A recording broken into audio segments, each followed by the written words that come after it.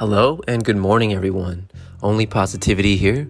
I have my coffee with me, ready to explore this new phase of life with you all. So over the past few years, I have gained a whole new perspective on life, and I've realized that life is too short to not be enjoying yourself while doing great things. So come along with me as I explore this new lens through fitness, photography, reading, traveling, cannabis, and much more. Looking forward to the journey, guys. And remember, only positivity. And we're live, bro. Good evening, Fahad. How you doing, man? Good evening, Amr. I'm doing well. How are you? I'm good, man.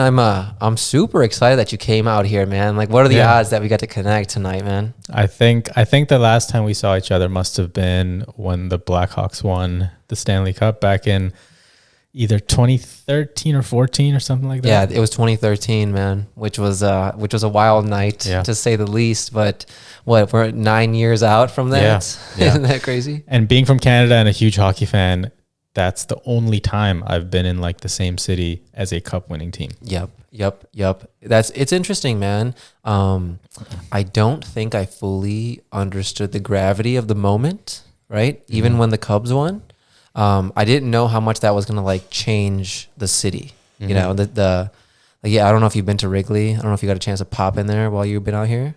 I have been there since they won, and I saw some of the new stuff, but I'm sure it's way better now. Bro, like I always tell everyone, like when we lived out there, I mean, you remember, it was like all parking lots. Yeah. Like just shitty parking lots. There was like a 7-Eleven out there. But dude, now it's completely different. So I think the one sign of affluency or an affluent area is froyo galore. Like there is froyo all over that bitch now, dude. Like everywhere there's froyo. And like there's a hotel out there now, like a nice boutique hotel, Hotel Zachary. Nice. They got rid of the McDonald's over there, which was a staple. Whatever. Wasn't there a Taco Bell out there? Yeah, I don't know if that's still there. I don't know if that made it through, man. You know, like nice. They might have gotten rid of that, but like it's just all, you know, it's a good thing, right? It's all nice now. But I don't know if I can get acquainted with it just yet. You know, kind of tied to my roots with that one. Gotcha. Nice. But you're here for a wedding, you said, right? I am. Yeah, one of my best friends is getting married on Friday. Yeah, so it's gonna be super exciting to see him get married. Are you standing? Yes. Yeah. Yeah. So that'd be super cool. Cool. Are you speaking? Are you? No. I'm part of the wedding party. It'll be my first time being part of a wedding that isn't, Muslim or like kind of where I come from. Yeah. First wedding in America. Super, super special. That's going to be sick, dude. I mean, I think you might find it as a breath of fresh air, right? Are they getting married in a church? No, they're just getting married like in a barn. Oh, nice. And like, just speaking with them, it's contemporary. Like it's not a Christian wedding or a religious ceremony. Non-denominational thing. Exactly. Yep. A non-denominational contemporary. Yeah. They're kind of picking and choosing some traditions that they really like. Nice. Just doing it that way, which is super awesome. Yeah, I think, like I said, I'll hit you up or just hit me up after, and let's talk about the ceremony and how it went, because I'm curious to hear how it goes. Yeah. Because I think you'll find it as a breath of fresh air. And I was similar to yourself, where like the only weddings I would go to, like for the longest time, were brown weddings, and like a lot of it is symbolic, but I don't know, for me personally, I don't understand all like the mantras and like the different like things that the Maharaj is saying. I don't really understand. It's in Sanskrit, and no one speaks Sanskrit, right? So you have like the ritualistic things, the ceremonial things, but when you get to a ceremony like a non-denominational one where you can understand all of it and there's not many moving parts, there's something beautiful about the simplicity of it all, which I think you might find, but maybe not. Yeah. But yeah, we'll see. Should be interesting. Yeah, man. And you said that's out in Michigan? That is, yes. Benton Harbor, Michigan. Wow. Anything specific to that spot? No, I think they just like that spot. Yeah. Michigan seems like to be a place for white people. Yes, affluent white people, or not so affluent other kinds of people in places like Detroit and stuff like that. Have you been to Detroit? Driven through it, but never actually. I hear it's shitty. Same, yes, yeah. Same. But I to keep an open mind, I've never been there. Okay, so it may not be as shitty as we see in movies or TV shows or Michael Moore documentaries and stuff like that. You ever seen Four Brothers? No, I haven't. It's like with Mark Wahlberg and like Tyrese Gibson, and Outkast is in that movie. Oh, nice. And so like not that great of a movie, but like it's like they're four brothers of all different like denominations, and they their mother gets killed in Detroit, and they go back to Detroit. So the movie takes place in Detroit, and I'm like, this place does not look fun at all, dude. But you know, like you said, we gotta keep an open mind because neither of us has been there, and we're good people, right, Fahad? We try to be. Try to be. Speaking of like marriages, yeah. You know, my friend's getting married Friday. Yeah. You've been married for a while. I'm getting married in a couple months. Yeah, man. So like my friend's not here, but we're all kind of in the same journey, just different points. And the journey's not linear. You know, there's learnings and growth kind of all around, all through the phases. You know, what are some areas you've grown in, like as a person since you've been married? That is a really good question, man. And, you know, I think about that a lot, right? Because it's hard, you know, you try to be objective and self-reflective as a person. And I know you do too. And it's hard to really sometimes be as objective as you want to be about things that are influencing you, especially with something so emotional as a marriage, right? Mm-hmm. So anyway, I think one of the main things is truly trying to learn the concept of unconditional love. You know, every time I think that I know it, I get humbled by the fact that I don't, right? Because like, if you define unconditional love, I think it should be really, like you said, like no boundaries, no restrictions, just no matter what happens, right? You have to love this person, you know? And usually you can provide that to a child, as so, you know, my mom would say, or like something like that, offspring. But how do you do that to a person that you are not like blood tied to? And I think that's a lifelong practice. And I continue to humble myself. And so I think with that comes understanding, right? Like having to be very understanding of situations and not always use logic as a point of leverage, right? And, you know, with my wife, right? Just because something makes sense doesn't mean that I'm right? Or just because it doesn't have to be. Like it just has to be a resolution that we both come to, that we both can agree upon, right? And it's not about being right. It's about finding a resolution, you know? So those are the things I learn a lot, and you can apply those to pretty much any other facet of your life. So that was kind of long-winded, but yeah, what do you think about that? No, that's really interesting. I think something that I've realized since I've been engaged and leading up to the marriages, and it really resonated when you said things that make sense to you. You know, they're just things that make sense to you, and it doesn't mean you're right or you're winning or stuff like that. Because there is no right or wrong. And outside of things like math and science, where there is a right answer and there's logic and reasoning, everything else in our lives, and this is something that I've learned through just being with my fiance, is a lot of it is just my brain reacting to things that to me are familiar and to me make sense, quote unquote, based on my experiences with, you know, all the inputs that I've had throughout my life. Right. And when somebody else has a different perspective, it's not right or wrong. It's just their experience. And it's different, and it's not right or wrong. Yep. It's just something resonates with me differently than somebody else. Yep. And that's been really eye-opening for me, and I think healthy. Whereas before, and it's interesting, you talked about unconditional love, and I think it's easy to do that with a kid or your parents. Right. Because it's just so ingrained in you. And like you said, it's the same blood and it's the same everything else. But how do you do that with somebody that's you've only known for a couple of years? Right. And stuff like that. And it comes down to just caring. Yeah. And just giving a shit. Yeah. And, you know, that journey has really allowed me to start to understand that, like, you know, a lot of the insecurities I had or nervous, anxious energy I had, you know, as a younger person just came from this desire to be right. Yeah. When it was impossible to achieve. Because when you're talking to someone that's different and they've had a different upbringing, different life, different views, and they come to a different conclusion than you, you're not wrong if you agree with them. Right. And they're not wrong if they're thinking of something different than you. It's all just part of the human experience. And I think realizing that, I think, has allowed me to start to become more empathetic towards my fiance and her perspective and her views, as well as just people in general. Right. You know, those are all really great points. And a lot of good things that you touched on. And one of the things that we can peel back, I think, a little bit more, is that that unconditional part, right? The unconditional love part. And, you know, if we're going to go there, we can go there because there's layers to it. You know, it starts off with, I think there's like, I want to tie in a little bit of faith, right? So when you talk about this person that you chose, right? Your fiance, you know, my wife, right? We chose them, but we've chose them after a very finite period of time, right?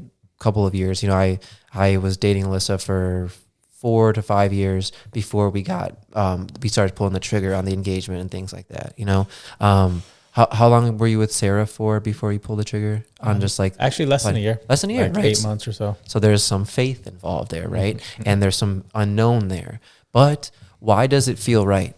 You know what I'm saying? You know, we were talking about like that whole volatility thing where risk within a certain limit is going to be good for you because you're going to learn from it. Now, this is a big risk that we did, right? This could, I want to say this could be potentially detrimental, right? It's a big decision, you know? Now, what I think is great about this whole unconditional love concept is that bit of faith worked into it. Like it feels right. It feels like you're doing something right, but you don't know for sure, right? But something in you is telling you, run with that. Like lean into it more, be better for it, you know? And I think that is a great component of having like this type of relationship that we're talking about, marriage, right? It's very, very spiritual if you look at it through that lens. Mm-hmm. I think it's a combination of faith and growth. Yeah. So when there's conditions, let's say, and this is true for relationships or anything else, but let's say there's conditions and there's 10 conditions. Sure. And if you break one of those 10, you're out of work. You know, you get kicked out of your gym, you get kicked out of your relationship or family or something, if there's conditions. Yep. If that happens, the person's going to avoid them rather than try to grow. And in order to grow, you got to fail it sometimes. Yeah. And so unconditional, it's a healthy way of just growing infinitely because there's no end. Yes. You know, there's nothing you can do that can just break this. So it allows you to kind of just be yourself. And once in a while, that'll lead to tensions or mistakes or stuff like that are very small. But growth overall is important. Yeah. Rather than staying still. Totally agree. Staying dynamic, pivoting, you know, things like that. And, you know, you bring up a good point about growth. I really like that concept of it. And that's a good lens to look at it through because, so, you know, a lot of times at work, you know, in our day-to-day endeavors, you know, our very worldly endeavors, we sometimes flip a switch, right? I'll pull a certain lever of myself at work and I will be that for 8 hours a day. And I can recoil afterwards and I'll be that again tomorrow and I'll be energetic and high level, right? Mm-hmm. But how many things do you do that with 24/7, right? And I think, you know, I won't say I'm acting at work, right? I'm just kind of turning the volume up here, turning it down there, right? So I'm still staying true to myself, but I'm a little different than like, you know, who I am with Alyssa, right? Now I can't act with her, right? Mm-hmm. You can't act in a relationship because there's going to be times where, you know, we're chilling and we don't have our guards up. We're not trying to be our best, right? But even in those moments, I think a significant other should always have you trying to be your best, like always trying to be empathetic, always trying to be understanding, always trying to be enthusiastic about even a small story, about living in the moment, you know? And that's when it becomes, you can't fake that anymore. It becomes ingrained. It becomes growth, like you're saying. You move forward, you become better. And then imagine being able to apply that to another relationship, you know, not in the same sense, but saying, hey, you know, I'm going to give you my all in all of these moments that I am with you. You know what I'm saying? And I'm not going to hold back. I'm going to tell you how I feel. I'm going to be intentional with my actions. And I think I get a lot of that from marriage. You know what I'm saying? Nice. Because you just can't be any other way if you want it to work, in my opinion, you know? But yeah, and I think you're alluding to something around accountability. which is true for all aspects of life, not just your relationship. Right. If you're accountable and you face things and you face that you're maybe not good in this one area, whether it's in an area within your relationship or fitness or work or school or some other thing you want to improve upon, if you can't face the fact that you are where you are, you're not going to be able to take a first step to improve by like 0.01%. Yes. And then that starts to compound and starts to compound. And then because you've been accountable, you look back a year later, 2 years later, 5 years later, you've come so far. Yep. And so on. And if you can do that, whether it's in your relationship or something else, like you're deadly because you can do it in anything. Yep. I completely agree with that. And to turn this question on its head, you know, what do you think Sarah has learned from you by being, engaged to you and being your partner over these past, years? Something that I've noticed about her, and maybe I shouldn't admit this publicly, but I think she's smart enough to know it as well, is I think she has learned from me, and so have other people around me, to speak up. Well done. And have a bit more self-worth and have a bit more strength in just saying what they want to say. I've noticed that about my parents, about my siblings, and my partner. Nice. And I think, I don't know where it comes from, but I'd like to think it comes from the fact that I do that. And I do it, I don't do it rudely. I don't do it, meanly or anything like that, but I say what I want to say and I do what I want to do. And I'm able to do a lot of things now through my journey, through spirituality, discipline, and being accountable and stuff like that. I'm able to do things and keep pushing myself through my own validation, as opposed to needing external validation. And when that external part's not there, I can then say things that I think are right, learn from them if I'm not right, or play some kind of positive role by saying something that needs to be said. Yes.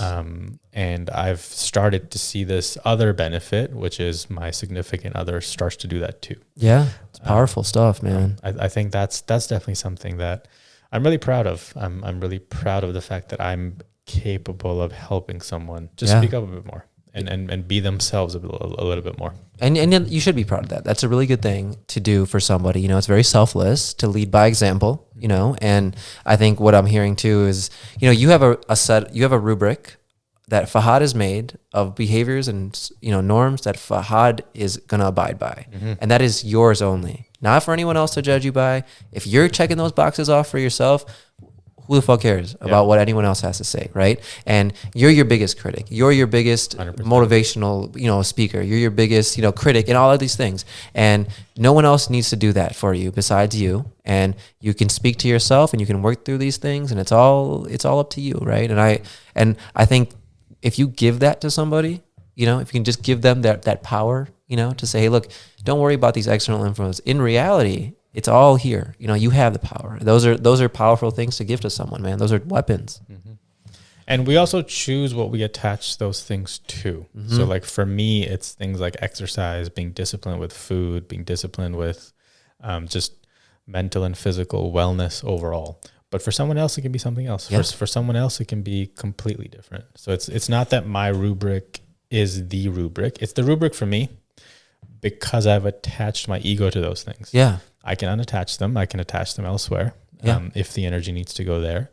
But I think just having something around that, I think goes a long way, because it just leads to more self-worth. It leads to more self-validation, as well as, like you said, being your own worst critic. I know when I'm not up at 5 and at the gym.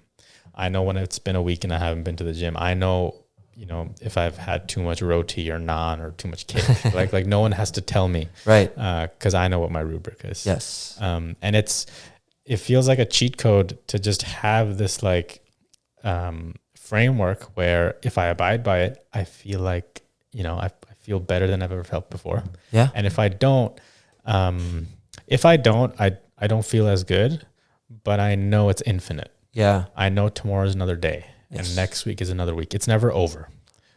and because going back to what you said, it's not conditional, it's unconditional. Right. You know, it's there for me to pick up whenever I need to pick it up. Exactly. No, and it's good stuff, man. And I think, you know, it's like you were saying, this reminds me a lot of like a job interview question, right? When you ask like, what are your greatest qualities and what are your flaws and stuff like that. And, you know, I don't know what you would say, and, you know, we can come back to the original question, but, you know, what I always tell people is that, hey, look, you know, when we get on a job, right, you're not going to have to worry about me like in a level of quality, right? Because if I don't hit something, I'm pissed off at myself more than you're pissed off at me. Like I'm my biggest competitor. You know, I try to one up myself all the time.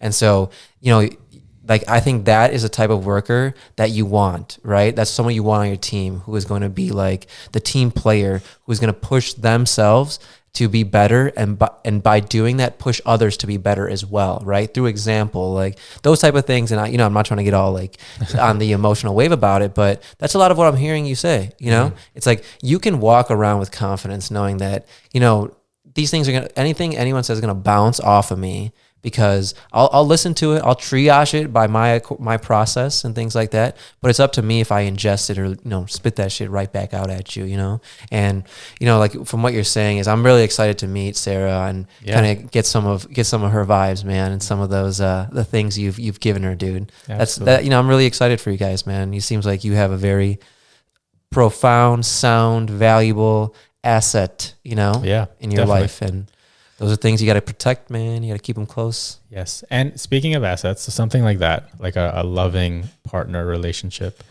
and then combined with the abstract concept of having some kind of disciplined approach, a disciplined routine, you know, stuff like that can lead to having really high self-worth when you're not having a good day at work. Yeah. Because you have a partner, you went to the gym that morning, you were able to, you know, read X amount of pages of your favorite book because you said you would, and you did. Yeah. And when some of those other things aren't going well, that are slightly more material, like at work or the weather or stuff in the news, when stuff like that isn't going as well, it affects you less. Yeah. Not because you don't care, not because you're unempathetic, but you get less consumed by it. And then you're still in a bit more control, and you're not as elastic as you would be if, you know, if some of those other things weren't figured out and discipline wasn't there, and then something happens, you just kind of feel the way the mob feels.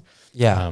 Whereas if you're in control, and you really feel like you're in control, and you have, you know, love at home and stuff like that, it doesn't really matter what's happening at work. It doesn't really matter what traffic is like or what the weather is like. Right. It's all context, man. Yeah. And I think that's just as healthy as hitting home runs every day at work. Yeah. Cause you know, you don't want to be too consumed by that stuff, which is quite easy to get to in our generation, to just work and hustle and do this and have side hustles and do that. But at the end of the day, like, you know, happiness is happiness. And if you have happiness, you know, nothing else really matters after that. 100%. And like, you know, I don't knock anyone's path. Everyone's path is good. But sometimes I think to myself, what are people working for? Are you working for happiness? Because if so, it's in the moment. It's right in the moment. Like, it's not far away, you know, so it's not all the way out there. And you can find it right now if you just look a little harder, or you look in a different place. It doesn't have to be like financial wealth. It doesn't have to be financial freedom. Like, those things are good, but they're supposed to open doors for you so you have your time back. Totally. But if you're spending all your time and expending it for some future utopia, man, I guarantee you that utopia is not going to be as sweet as it would be in this moment, you know. And that's like a soapbox type of thing to say, but I truly believe it. Yeah, totally. I think time and like the quality of your time is just as much of a currency as money. Yeah, it really is, if not more so. Totally. I would say. Yeah, totally. Okay, but let's peel. So we talked about discipline, we're talking about accountability, right? And one thing I want to talk to you about before we even got in here was the fitness stuff. Yeah. Right. So you've been doing the F45 thing. I have been. Yes. Shout out F45 Legacy in Calgary. Shout out F45 Legacy Calgary. They're not paying me to say this, but they should be though. So I know you're going there tomorrow, you said? Yeah, I'm going to the one in Chicago downtown. So tell me a little bit about what F45 is. I don't have any idea besides what I see on Instagram. Yeah, analogous to like P90X. Have you heard of that? Oh yeah, one? yeah. It's quite similar to that, where you you pick a workout, you throw it in, you watch what's on TV, and it's all kind of figured out for you. Yeah. I think so far in my journey, for me, it's been the best kind of combination of strength training as well as cardio, high intensity interval training. Nice.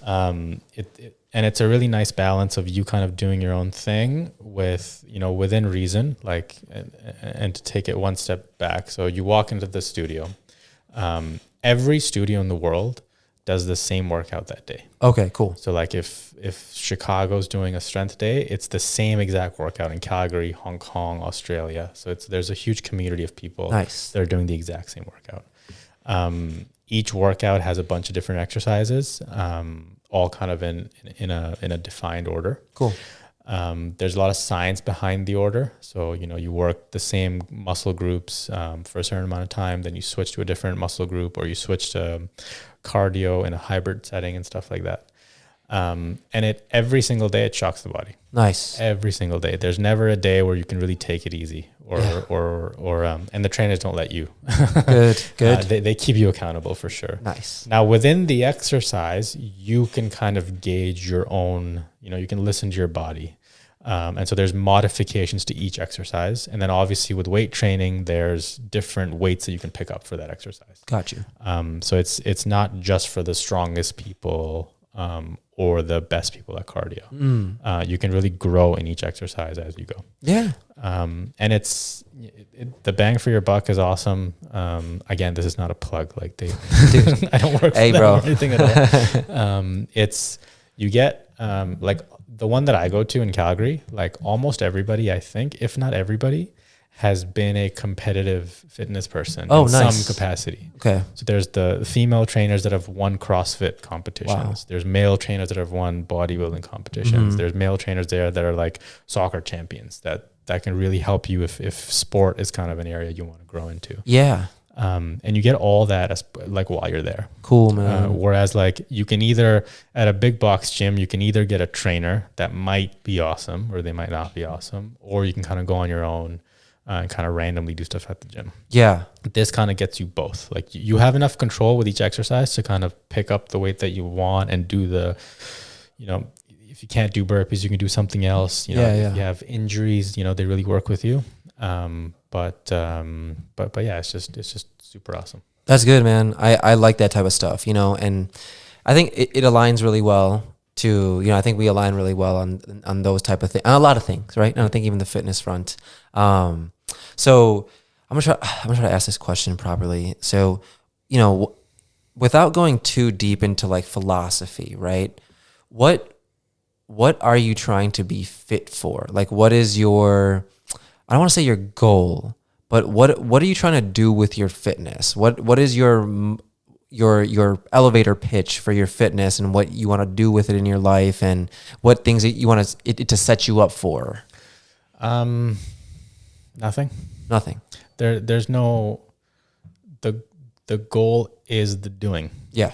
There's nothing after it. There are days where I feel better than I've ever felt.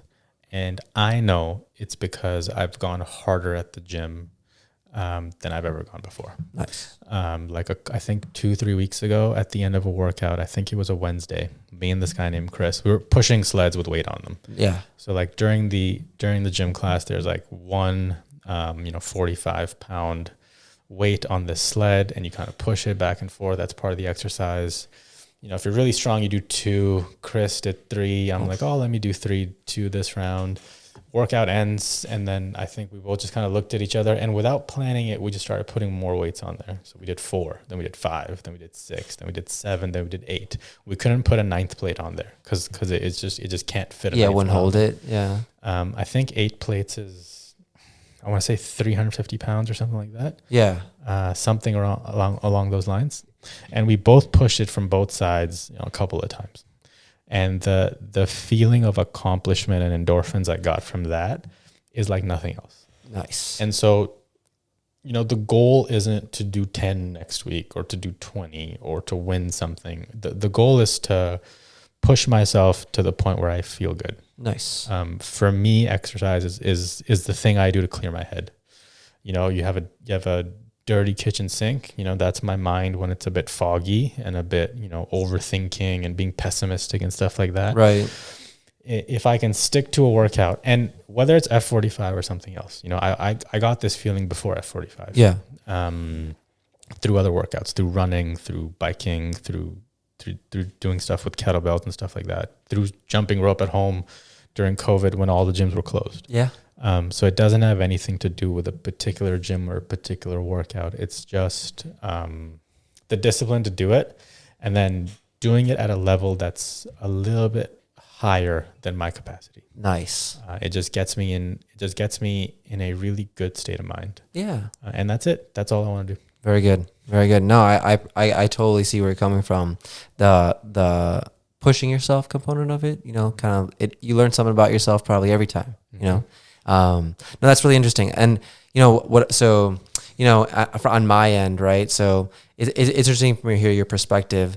So on my end, you know, a lot of what I do is I like to be functional, right? I like to be quick and lean and up and at it. And same way with my mental. Like I like to be kind of sharp and inquisitive, and I like to like I don't like to let statements just kind of flutter by, like if I don't understand them, you know, like, you know what I'm talking about in conversation. I just like to kind of be on my toes all the time, be moving. And when I was like heavier, like lifting heavier weight and like putting on, I was just like, I didn't feel like my mind was like young and active, you know what I mean? So like, I felt like when I leaned out, you know, I was focusing more on a holistic view of fitness. Like I was always in the gym. I could get into the gym. That was never a problem for me. But then it was like the eating part of it. Like I was always eating like shit all the time. And then that forces you to not see results. And then you kind of, you know, you have this hodgepodge going on. Mm-hmm. And when I finally was able to start balancing out diet, and I still have a lot of work to do on both fronts,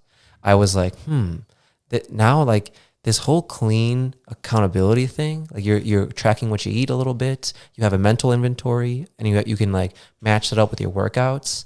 I'm like, I like doing that. And for me, like I like rep up a lot. I don't like add on weight a lot. I just will do, you know, one extra pull up every set, or I'll do an extra, like, you know, curl or something like that every set, or an extra body squat, whatever it might be.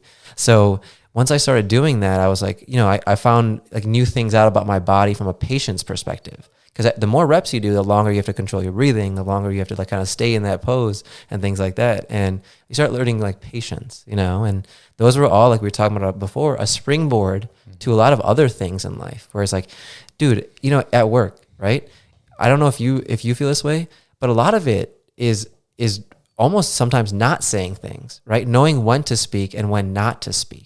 Right? When to exert versus when to kind of recoil, right? So, you know, you make those connections and stuff like that. And that was like what my fitness was all about now. It's just being up and at it, being quick, being, you know, spry. What do you think the F in F45 stands for? Fast. Functional. There we go. You seem like the perfect candidate. Yeah, dude.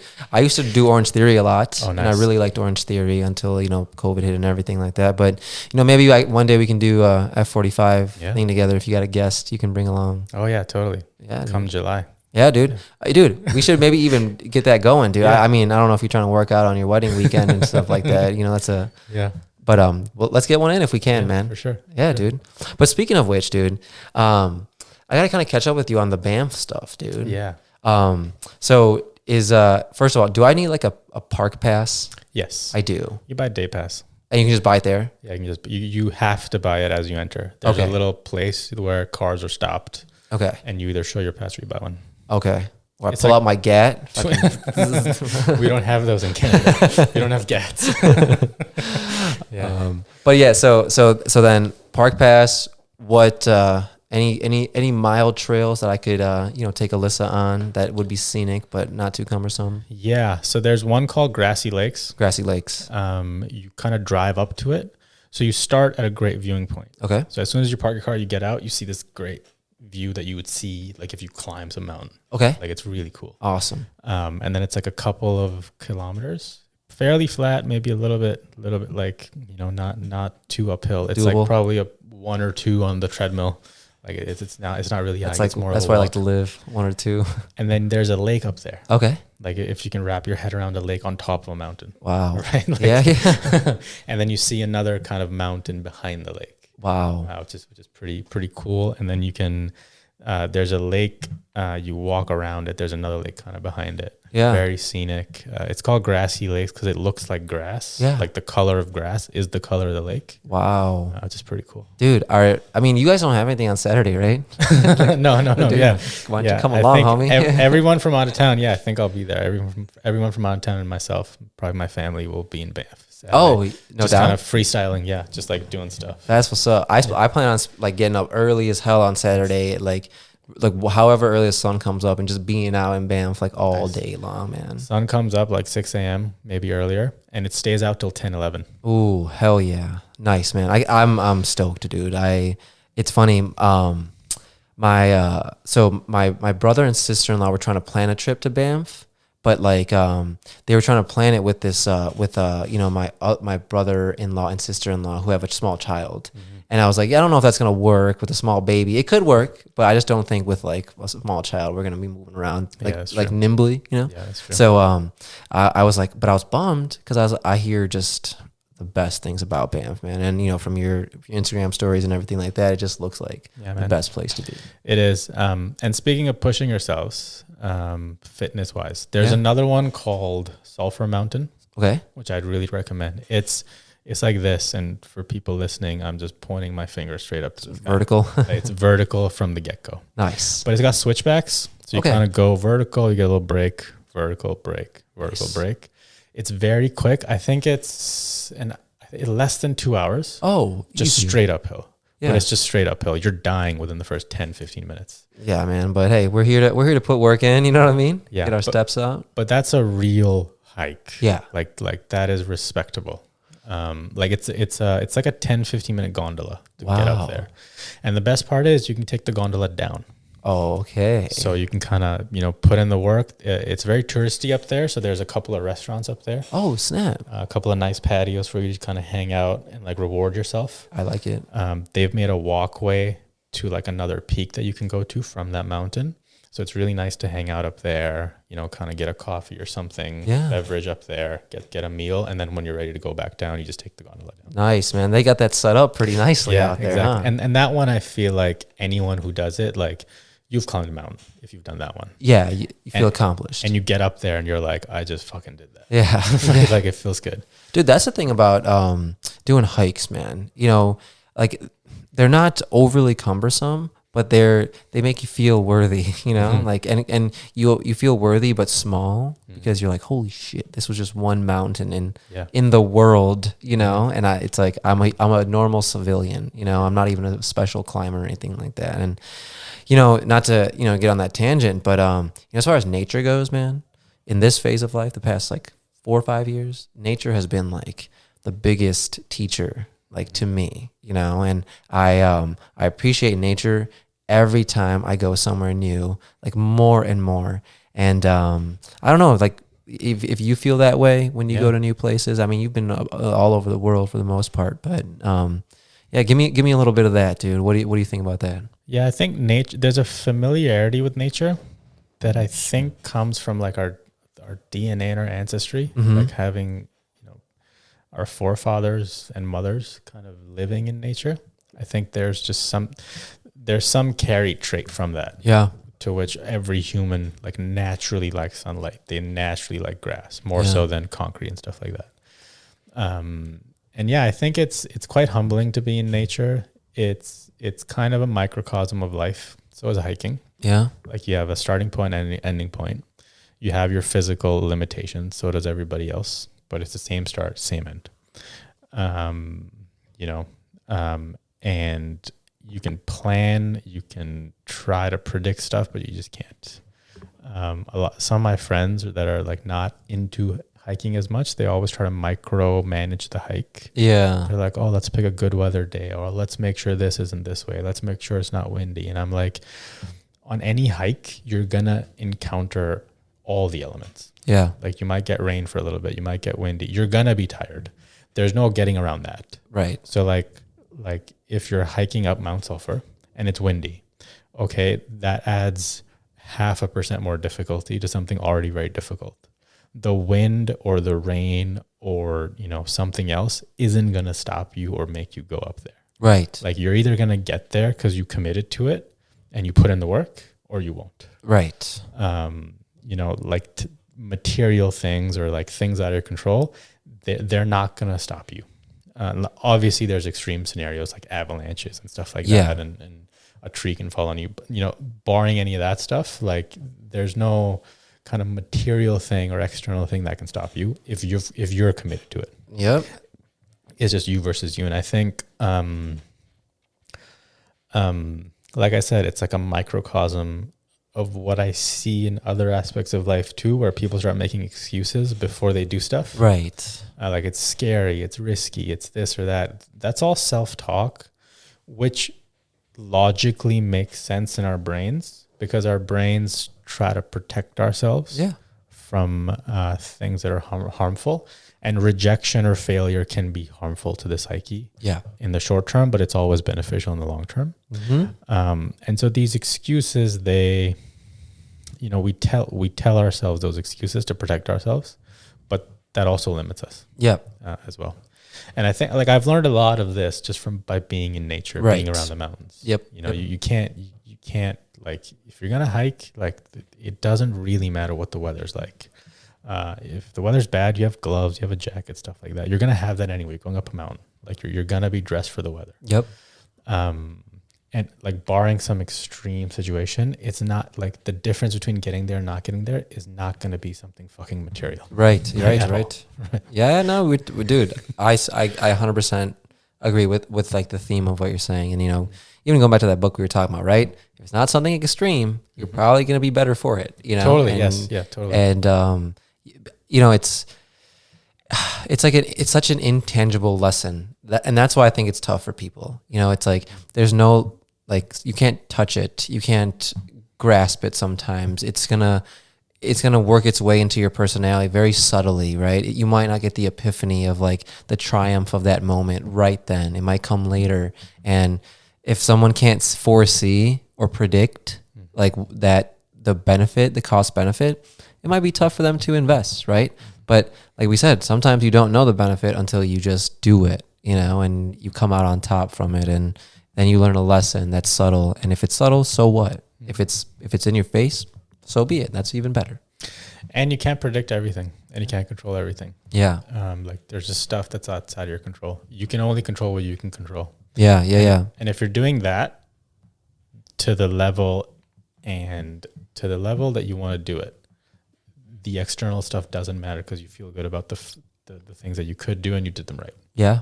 Like that's all it is. Yeah. And, you know, that's another big component we should talk about is control, right? I think we all have to have some control as a human being. It's just like we will die, I think, if we don't have a little bit of control, right?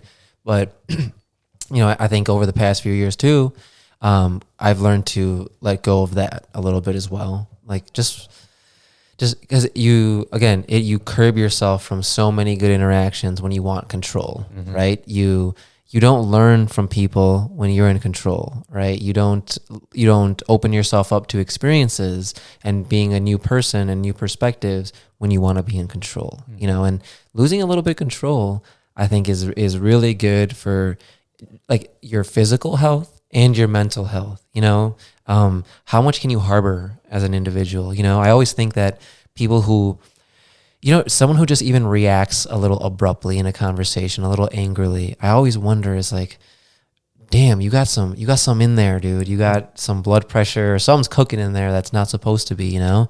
And it's like, let go a little bit. Just let go a little bit. Open yourself up to what could happen in this situation, you know? And that's kind of my little spiel on control. But how's your relationship been with control? It's up and down. It's definitely important. I think I've learned through my journey around wellness, physical, emotional, mental, is, you know, there are things I can control. And if I can control one thing, I can control a lot. whether it's my weight, my eating habits. If I can control those things, I can control how I talk to my loved ones, Yeah. or how much I talk to them and how I talk to them and stuff like that. Yeah. And then those things start to have an impact, positive or negative, but it's me that's creating that impact. But yeah, there are things out of control. And I think out of like the rubric you said, like if something is messed up or annoying me that's within the rubric, and it's, then to me, it's part of my values. Yeah. And if that's not right, I think it is worth speaking up, and putting your foot down. Mm-hmm. But if it's outside of that, who cares? Yeah. Right? And to your point of like, just let go. Like it doesn't matter. Yeah. Like nobody's an asshole because they changed things in front of you. Right. Let it go. It's not worth it. Right. Yeah. No, it's very interesting.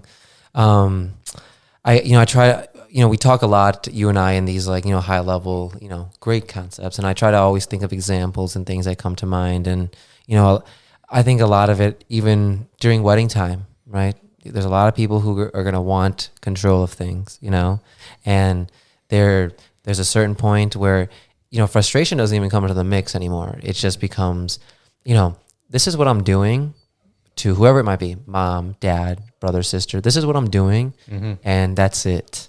You can be a part of it or you cannot be a part of it, and that's not control. You know what I mean? That's it can come off that way. It's being direct, and that actually is, in my opinion, is letting go a little bit, mm-hmm. right? Yeah. So I would say, there's a lot that comes from letting go, saying, hey, look, I'm not going to care about your, like, if I say this, if it fits the rubric, right? If it fits mm-hmm. like 100%. Amar's kindness rubric of communication, then I'm really not going to care about how it affects somebody, because like I said, if it's already gone through my, process.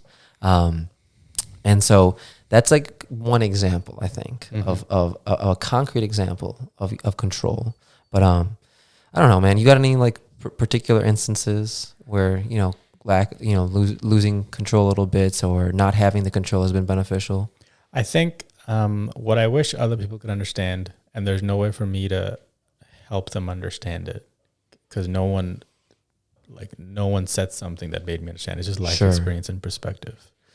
When something's uncontrollable, someone complaining to me about it, like it's still uncontrollable. Right. I can't give you the control now. Right. Like we can't control the weather on the wedding day. We can't control some decision the hotel's made. We just can't control if the Milana's going to get there on time. We can't control flights. Someone might miss something. Right. We can't control those things. If someone else is upset about them because they're losing control, I can't give you the control. All I can do is operate the way I operate. And maybe you'll see from me that it's okay to not be in control. Yeah. And that's basically it. Very good. And to your point about things fitting the rubric, I think having some kind of rubric, that turns into values. And like you said, if you're doing something that's within your values, that's what matters. And it's there. Yeah. And if it's not there, it's not there. And that's it. Yep. And then outside of that, someone else doesn't get it, they don't get it. Yeah. And, speaking of that rubric value, back and forth, does your rubric change? Totally. Yes. Is it a living, breathing document? 100%. It's a living thing. Yeah. It should change. Yeah. Because like you said, if it doesn't change and you're closed-minded and not open-minded, mm-hmm. you're not going to be open to new experiences. Like, during COVID, I lost a lot of weight and increased my fitness level by jumping rope. Yeah. But that didn't become like something concrete. So that when something cool called F45 opened up, or when I saw a basketball court nearby, those became hobbies. Right. They're still within a higher level rubric, and they still fit a higher level infinite goal, which is around being happy at the end of a fitness endeavor. But within that, it's not right or wrong to go to F45. It's not right or wrong to go to basketball. It's not right or wrong to jump rope. A year from now, 2 years from now, it might make sense to do a different kind of workout somewhere else. Yep. That doesn't it changes a very low level of the rubric that's very tactical. It does not change the overall arching perspective that like health and fitness plays a role in life. Yep. No, I totally agree. And, you know, the main reason I asked that is, you know, I once got into a conversation with somebody who said that they disagreed with me on the fact that, you know, your values should change. They do change, right? And I just, you know, I never kind of asked more about that because, you know, I just, you know, didn't care to. But I was like, I just didn't really understand. I should have tried to understand their logic, but I just really don't understand it because, you know, my values have changed 100% since 5-6 years ago. You know, I'm totally different now. How do you grow without, you know, values changing? Exactly. And like you said, you know, it's not like, it's like some of the semantics might change and some of the overarching pillars might stay the same, but maybe not too, you know, and like there's things that like I was like, oh dude, like when I was like 25, I was like, I'm never going to get married, dude. I'm never going to do any of that stuff. Like, oh dude, I'm single forever, you know? And that, you know, I think some of the vibes are still there, like, you know, individuality, like, you know, that was kind of, I traced it down. I was like, I just want to be individual, even if I'm in a relationship, I still want to maintain myself and things like that. So I kind of traced that down. But, you know, like I'm totally different on that statement. And I'll admit that I totally have contradicted what I said 5 years ago. And that's okay. You know, it's okay for me to do that. And I have issues with people who are very matter of fact because I'm not matter of fact. You know, I don't try to claim to know a lot of things. You know, I kind of come at it with an educational slant. Like, you know, this is what I might think, you know, this is what's been working for me. But you know, I always like want to poke holes in people who are very matter of fact outside of like math and science stuff. Yeah. You know, it's like, it's a little comical to me, you know, but I don't know. I don't want to doubt anybody. Yeah. And I think it closes you off to being open and growing. Yeah. That's all it does. Right. And like I said, the second you put conditions, your potential is then the sum of the conditions. Yep. Your potential then isn't infinite. Yeah. In all walks of life. Yeah. And I don't know, you seem the same way, you know, very like, you know, mentally spry, you know, want to chat and learn a lot. And, you know, I think that's one thing that because it, you know, when I find folks who are matter of fact, it seems like they don't want to learn anymore. They want to latch on to this one idea that they think is right. And they're like, I'm sinking with that one, you know, I'm staying on board with that. And it's like, you know, I don't know, you know, like if you do that, I think you get old, you know, if you don't try to understand new ideas, even with like the youth now, right? Like we're still young, but the kids nowadays are into a different type of thing. And it's like, I still want to try and understand it. I'm not going to say I'm going to dive into it like and be part, but I just want to understand where they're coming from. And then I'll be able to relate to my younger cousins and like, you know, even the younger generation. I always want to be able to relate to people, you know, so things like that, you know, you just want to make sure you're fluid. Totally. But anywho, so we got, what is it? Do you know the exact date till your wedding? Exact amount of days? We can test this. I think I do. Okay. I think it's 53. No, I think it's 51. 51. Till the wedding day. Okay. So it's on July 18th. 18th. We can validate that later. Yeah, we got it on record, dude. So 53 days. And then you guys are going to move in together? Yeah, that's right. Yeah? And she going to move into the parents' place, or are you guys going to get your own crib? No, we have a condo in downtown. Good idea. Yeah. Straight into cohabitation, man. Do not take that time at home, bro. Yeah, and it's got 2 bathrooms. Well done. Starting off strong, dude. Start that, dude. 2 sinks, 2 vanities, enough space to kind of, for me to be disgusting without pissing anybody off. Well done. Yeah, we spent about 3 years in a 1-bedroom, 1-bath, so she got the full Elmer's brew every morning. But yeah, it's that extra bathroom is good because I mean, you know, I think girls it's kind of a sanctuary for them, if I'm being honest. Like the bathroom, the mirror, and like doing their thing. It's so you want them to have, you know, their safe zone, and you also want to do your you know, you want to be dropping your bombs like with full force, homie, dude. You know, because you have to. Yeah. You want to hold back, dude, right? We're talking about control here. So and then what's the honeymoon looking like? We're going to Cancun. Oh yeah, you told me that. Yeah. That's cool. How long are you guys going for? 4 nights, 5 4 days. nights. Yeah, dude. Why Cancun? I went there for work recently for the first time. I did see that. I had never been to Mexico before or to an all-inclusive resort. Yeah. Speaking of changing values, so when I was younger, age 22 to 34, till I had this realization, I would never want to go to an all-inclusive resort because it's just a resort. Yeah. I'd want to go like Chicago, New York, New Orleans, Europe, England, France, Switzerland, like go places that have completely different culture, wake up early, like you said about Banff, wake up early, just spend the whole day out, immerse myself in like the most local, the most enriching experiences. And when I was young, I could do that. And I think because I didn't have that much of an enriched life because I was a student living at home, and my home life has been amazing. Yeah. I'm not saying that it hasn't. But I had a very simple life in Calgary that everybody in Calgary does, and I think maybe it felt simple because it was so familiar and not different. And so when I would travel, I would want to do the most different things to shock my brain, right, and feel really good. Whereas now I feel like I have a very enriched life, a very enriched, loving partner, loving family, parents, her parents, a niece that lives nearby. And we do everything in Calgary. Like we go to hockey games. We have the best steak dinners. Yeah. We go to every comedy show. We do everything. We have a very enriched Calgary, Alberta, Canada experience. Hell yeah. And we're getting married, and that's going to be awesome. All the events are going to be great, and we're going to be super tired. Yeah. That's for sure. And so I went to Cancun for work, and I was like, this is great because everything's figured out. I figure stuff out, and I have super enriching experiences at home.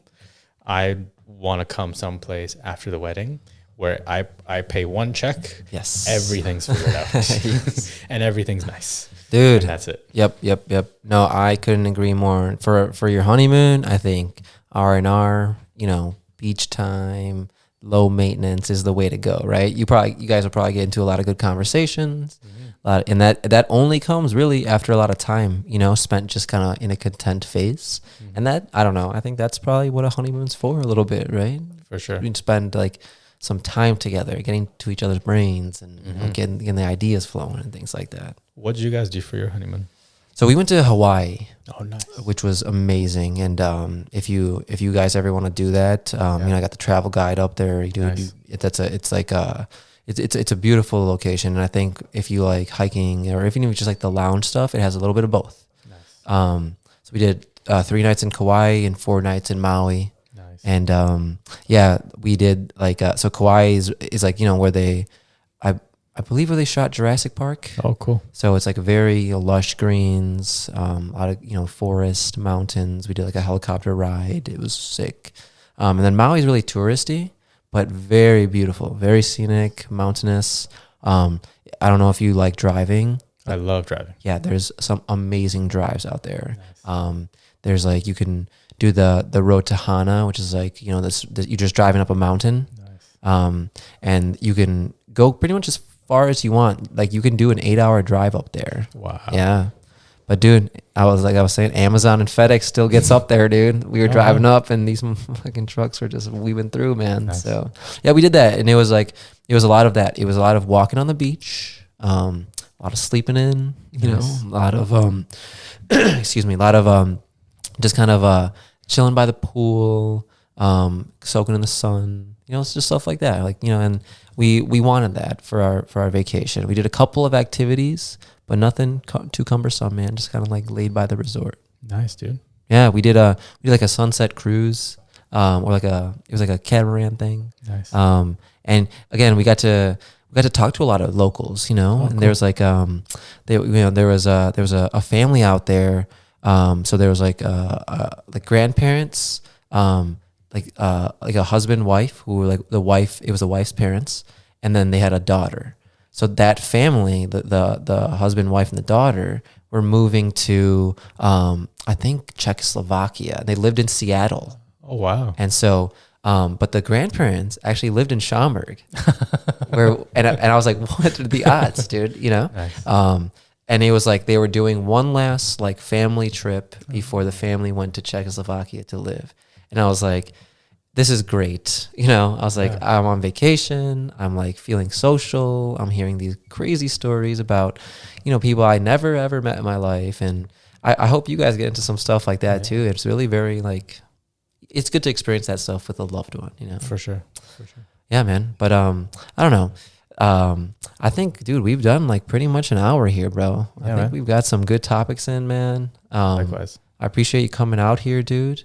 And I'm looking forward to the wedding, man. I appreciate you having me, dude. Same, man. Are you going to do a travel guide for Banff? You know I am, dude. Nice, You know nice, I am. dude. With Fahad's blessing, dude, I can make it great. You guys like steak? Yeah. Oh, you're going to eat good there. Yeah. I got to get what do you call it? So what's a good steak spot? There's no bad steak spot. Okay. I would avoid I would avoid like the keg and like kind of big name stuff. Okay. Just try to pick local, like stuff you've never heard of. Okay. Blah blah blah steakhouse. If you've never heard the name, go Good in to there. go. Okay. And just talk to them about kind of steak you like. All right. And the main reason I asked that here so I can refer back to this because I'm going to inevitably forget, man. Definitely. But I appreciate you, dude. You know, thanks for coming out, man. Thanks, man. Thanks Much for love, having my me. guy.